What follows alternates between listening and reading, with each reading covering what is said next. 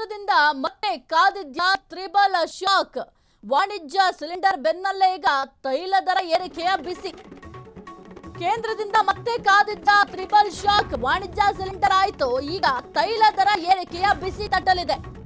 Petrol, diesel, ಗೃಹ ಬಳಕೆ cylinder ದರ ಏರಿಕೆ ಸಾಧ್ಯತೆ ಇದೆ. ಶೀಘ್ರದಲ್ಲೇ ಪೆಟ್ರೋಲ್ ದರ ಏರಿಕೆಯಾಗುವ ಸಾಧ್ಯತೆ ಇದೆ. ಇನ್ನು ಪ್ರತಿ ಲೀಟರ್ ಪೆಟ್ರೋಲ್ 4 ರಿಂದ 5 ರೂಪಾಯಿ ಹೆಚ್ಚಳ ಆಗುವ ಭೀತಿ ಕೂಡ ಇದೆ. ಕೇಂದ್ರ ಸರ್ಕಾರದಿಂದ ಇಂಧನ ದರ ಏರಿಕೆಗೆ ಸಿದ್ಧತೆ ಮಾಡಲಾಗ್ತಾ ಇದೆ. 5-6 ದಿನಗಳಲ್ಲಿ ಪೆಟ್ರೋಲ್ ದರ ಏರಿಕೆಯಾಗುವ ಸಾಧ್ಯತೆ ಇದೆ.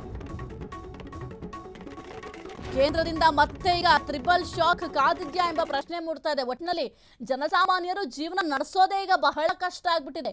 ಎಲ್ಲೇ ನೋಡಿದ್ರು ಕೂಡ ಈ ಒಂದು ಬೆಲೆ ಏರಿಕೆಯ ಬಿಸಿ ತಡ್ತಾ ಇದೆ. ರಾಜ್ಯದ ಮೇಲೆ ಕೇಂದ್ರ ಆರೋಪ ಮಾಡುತ್ತೆ, ಕೇಂದ್ರದ ವಿರುದ್ಧವಾಗಿ ರಾಜ್ಯದವರು ಆರೋಪವನ್ನ ಮಾಡ್ತಾ ಇದ್ದಾರೆ. ಆದ್ರೆ ಇದರಿಂದ ಸಫರ್ ಆಗ್ತಾ ಇರೋದು ಯಾರು?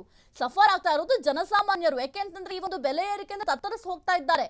ಪ್ರತಿಯೊಂದರಲ್ಲೂ ಕೂಡ ಬೆಲೆ ಏರಿಕೆ. ಇನ್ನು ಸಿಲಿಂಡರ್, ಮೊದಲೇ ಸಿಲಿಂಡರ್ ಸಿಗ್ತಾ ಇಲ್ಲ ಅಂತ ಪರದಾಡ್ತಾ ಇದ್ದಾರೆ.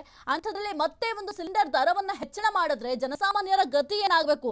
ಅದರ ಜೊತೆಗೆ ಪೆಟ್ರೋಲ್ ದರ ಕೂಡ ಹೆಚ್ಚಳ ಆಗುವ ಸಾಧ್ಯತೆ ಇದೆ. ಜೊತೆಗೆ ಡೀಸೆಲ್ ದರ ಕೂಡ ಹೆಚ್ಚಳ ಆಗುವ ಸಾಧ್ಯತೆಗಳಿದಾವೆ. ಇನ್ನು 5-6 ದಿನಗಳಲ್ಲಿ ಈ ಒಂದು ಪೆಟ್ರೋಲ್ ದರ ಏರಿಕೆಯಾಗುವ ಸಾಧ್ಯತೆ ಇದೆ. ಹಾಗಾಗಿ ಜನಸಾಮಾನ್ಯರಲ್ಲಿ ಈಗ ಸಾಮಾನ್ಯವಾಗಿ ಈಗ ಶಾಕ್ ಅಂತೂ ಆಗಿದೆ. ಯಾಕೆಂತಂದ್ರೆ ಈಗ ಪ್ರತಿ ಬಾರಿ ಕೂಡ ಪೆಟ್ರೋಲ್ ದರ ಹೆಚ್ಚಳ ಮಾಡಿದ್ರೆ ಅಥವಾ ಡೀಸೆಲ್ ಆಗಿರ್ಬೋದು, ನಮ್ಮ ಪ್ರತಿನಿತ್ಯ ಕೂಡ ನಾವು ಬಳಕೆ ಮಾಡುವಂಥದ್ದು ಈಗ ಸಿಲಿಂಡರ್ ಕೂಡ ಡೈಲಿ ನಾವು ಯೂಸ್ ಮಾಡ್ತೀವಿ. ಈಗ ವೆಹಿಕಲ್ ಇತ್ತು ಅಂತಂದ್ರೆ ಡೈಲಿ ಪೆಟ್ರೋಲ್ ನ ಹಾಕಿಸಬೇಕಾಗುತ್ತೆ, ಡೀಸೆಲ್ ನ ಹಾಕಿಸಬೇಕಾಗುತ್ತೆ. ಅಂಥದ್ರಲ್ಲಿ ಅದರ ರೇಟ್ ಕೂಡ ಹೆಚ್ಚಳ ಮಾಡಿದ್ರೆ ಜನಸಾಮಾನ್ಯರ ಗತಿ ಏನಾಗಬೇಕು?